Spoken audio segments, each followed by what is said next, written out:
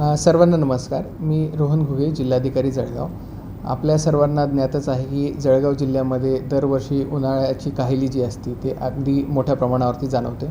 आजही जर आपण बघितलं तर मध्य महाराष्ट्रामध्ये सगळ्यात जास्त तापमान जे आहे त्याची नोंद ही जळगाव जिल्ह्यामध्ये झालेली आहे. विदर्भातले एखादा जिल्हा जर सोडला तर महाराष्ट्रामध्ये सगळ्यात जास्त तापमानाची जी नोंद आहे ती जळगाव जिल्ह्यामध्ये यापूर्वी पण झालेली आहे आणि यावर्षी पण आजपर्यंत ती होतच असताना दिसून येत आहे. तर माझं सर्व नागरिकांना असं आव्हान राहील की उन्हाच्या वेळेत म्हणजे दुपारच्या वेळेस हे बाहेर निघणं टाळावं. विशेषतः लहान मुलांनी आणि वृद्ध व्यक्तींनी बाहेर निघणं टाळावं आणि शाळेच्या वेळा आणि त्याप्रमाणेच आपल्या ज्या ऑफिसच्या वेळा आहेत हे त्याप्रमाणे ॲडजस्ट कराव्यात. जास्तीत जास्त मोठ्या प्रमाणावरती पाणी प्यावं, हायड्रेटेड राहावं आणि त्यासोबतच इलेक्ट्रोलाइटचा जो बॅलन्स आहे तो देखील साधावा. पूर्ण आमच्या ज्या प्रशासकीय यंत्रणा आहेत त्यांना सज्ज करण्यात आलेलंच आहे.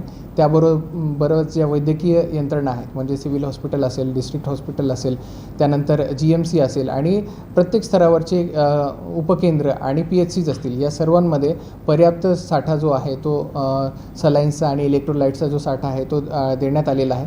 परंतु नागरिकांनी स्वतःही देखील काळजी घ्यावी, जास्तीत जास्त पाण्याचं सेवन करावं आणि उन्हाच्या वेळी बाहेर निघणं टाळावं.